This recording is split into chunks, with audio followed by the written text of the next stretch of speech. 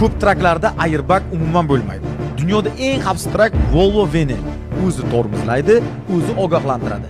Kabinasi tankday.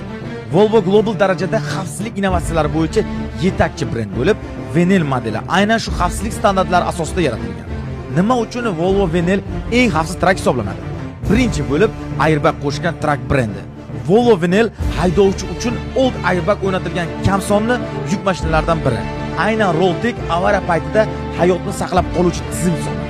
Agar trak ag'dariladigan bo'lsa, o'rindiqlar avtomatik pastga tushib, kamarlar siqiladi. Yon airbaglar ochiladi. Bu haydovchi uchun eng xavfsiz ssenariy yaratadi. Volvo Venelda old va yon kameralar. Bu katta yuk mashinalarida juda kam uchraydigan tasarruf.